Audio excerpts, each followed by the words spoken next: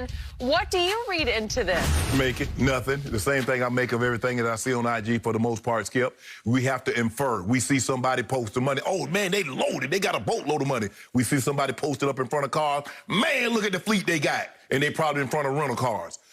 This doesn't mean anything to me. I want someone to wake me up when Dak Prescott put pen to paper on a long-term deal. Not a franchise tag again. The Cowboys have been saying this. Steven and Jerry Jones, Dak's a franchise guy. Dak's our guy. Nobody is more fond of Dak Prescott than the Dallas Cowboys. Yep. And I ain't seen no contract. And Dak is saying all the right things as he should, because I'm not going to mess up my opportunity. Oh, man, Dak's looking at other opportunities. No, I'm going to say, oh, yeah, I want to run it back. I want to run it back. Sure, Dak wants to run it back, but Dak wants to run it back at fair market value. And so for me, Skip, this doesn't do anything for me. This like what somebody tweeted this and Dak liked it and he commented. This is what I want to see happen. When they pull out them contracts, Skip, that thing they have the NFL station there on it, and you start flipping them pages, and Dak sitting there with his nice suit on, with his cowboy hat, and he put pen to paper on a long-term deal, then you and I going to have really something to talk about. But this right here, this does nothing for me.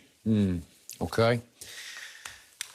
Shannon Sharp, as you know, I am virtually a lifelong Dallas Cowboy fan. It's not quite lifelong because they weren't born until after I was born. Yeah, okay, 1960. so not until I was 9 years old. Yeah. So in my 10th year on this planet, my uncle, who lived in Dallas, actually took me to a game at the old Cotton Bowl. And I saw then what were called the St. Louis Cardinals, a football team, as well as a baseball team, play the Dallas Cowboys and win that day. But I was smitten for life in large part because of the stars on the shoulder pads in those days. Do you remember those days? Yeah, I do. And on the side of the helmet. They wear them sometimes their throwbacks, Skip. Don't they wear them sometimes for their throwbacks? Every once in a while, they do. So I'm here to tell you that with this moment, it has come to this for us on this show, having to try to read into some silly IG post that means Dak is a Cowboy for life, the way I'm a fan for life. Right. The depression of this is pulling me down into the abyss. Right. And I'm not exaggerating.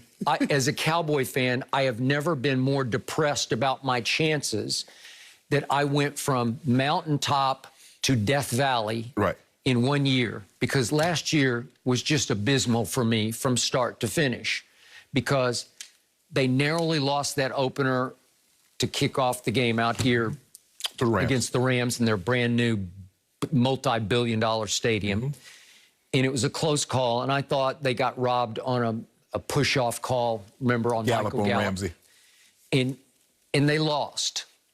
And then it went from bad to worse, and you know the rest of the story. And then Dak was lost in the 5th game, and it was just a long, miserable year in which they actually had a little bounce back at the end that cost them some crucial draft spots, right? Yeah, you slid down three or four spots. So what am I supposed to do with this as a fan? Because I don't like any of it. Dak is now engaged in a public PR battle with Jerry and Steven Jones. They've got their radio shows. Dak's got Instagram. IG. and he's trying to win in the court of public opinion by saying, hey, that's the only way I see it. I want to be a Cowboy for life. Blake, you and I. And the depressing thing about this is Blake Jarwin was lost in that first game of the year at the Rams. He was gone for the year. He was the guy that Dak called maybe the best athlete on the team. Best athlete on the team? Well, it should have become close, Skip, because they probably was rehabbing together. Blake was, you know, I don't know with the protocols how it was. Could you still be at the facility? I don't know. Right. So now I hear all kinds of conjecture and speculation about the extent of Dak's career-threatening injury, that he needed a second surgery to get right, which is not unusual, as you pointed out. But it's depressing to me because I don't know. That puts another X factor into this equation of, what if he can't move the way he used to move? What if it somehow affects his platform throwing, where when he strides into it, he's not comfortable and he loses a touch of accuracy? Because he can be deadly accurate when he gets in a rhythm. And yet, I'm damned if I do and damned if I don't, because I don't want to lose Dak Prescott. On the other hand, Do I think he's worth 42, 43, 44 million? I do not, because I told you before, I'm a bigger Cowboy fan than I am a Dak fan. Right. But I've been the biggest Dak defender on earth, especially sitting in this seat across from you, because you have been hard on Dak Prescott. You have never loved him. Right. But here's the thing, though, Skip. You know there are certain things that are going to increase in value. So even though it might be high at the time that you want to purchase it, it's best that you go ahead and purchase it now as opposed to waiting down the road, because the value is only going to increase. That's what it is with, like, quarterbacks. Okay, but what you're telling me is now you have to overpay even more to keep him? Yes. Is that what you're saying? Because when you had the opportunity, what would have been you thought a slight overpay at 38, 39 million, you feel is going to be grossly overpaid at 40, 41 million. Even last year at, what was that tag, 33, well. 31. 30, went up to 30, it's about 32. Let's call it 32. Okay. He still ate up the largest chunk of any team salary cap in the NFL because some of those deals, the Mahomes, the Deshaun deals, well, you prorate over were low to start with. Well, see, Skip, with the 31 points, when you say 32 million, Skip, there is no proration. No. So you put all... You got to swallow it right here, right now. Okay, and what did we get for it? We got nothing. You got 5 games. Okay, you got 5 games, but they were on their way to losing the Giants game when he went down. And Andy Dalton came in and saved it with 2 miraculous throws, or that would have been a disaster. Skip, this is what we know. We know that you're not going to win very many games if you don't have a quarterback. Also, if you have uncertainty. You have a quarterback, but does he want out? The situation with Russell Wilson, the situation with Dak Prescott with the contract extension.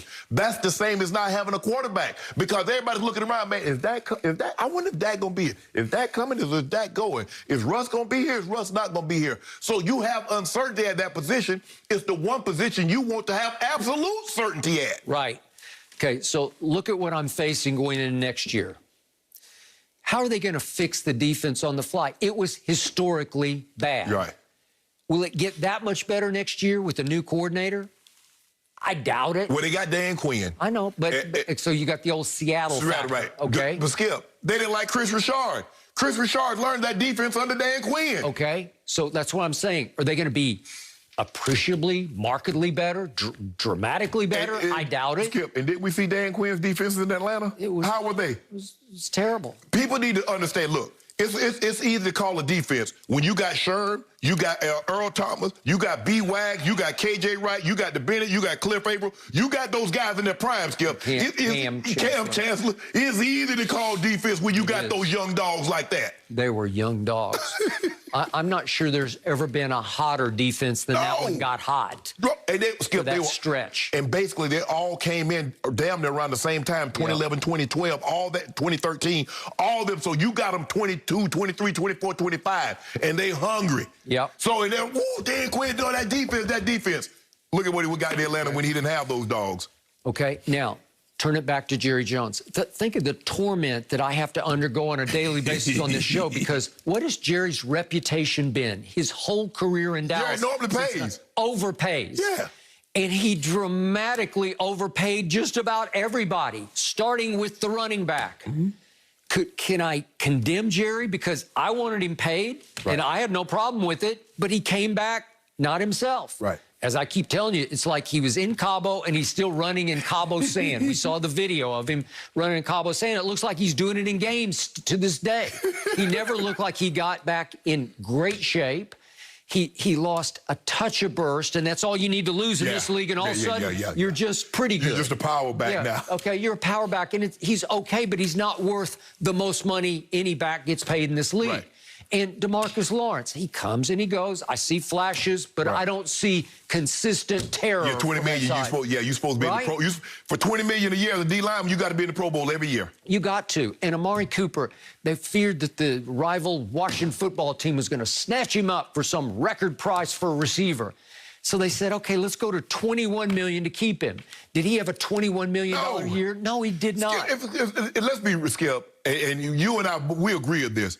Amari, it's hard for me to see Amari as a top 10 receiver. When you get down to it, Skip, when you get to the Tay Adams, the D. Hopkins, and all those guys, Stephon Diggs, the Tyreek Hills, it's hard to see him as a top 10 receiver. Right. The kid, A.J. Brown in Tennessee. When you look at all these receivers, Justin Jefferson, you're like, is he really the highest paid? Julio, even though Julio was hurt, is he really the highest?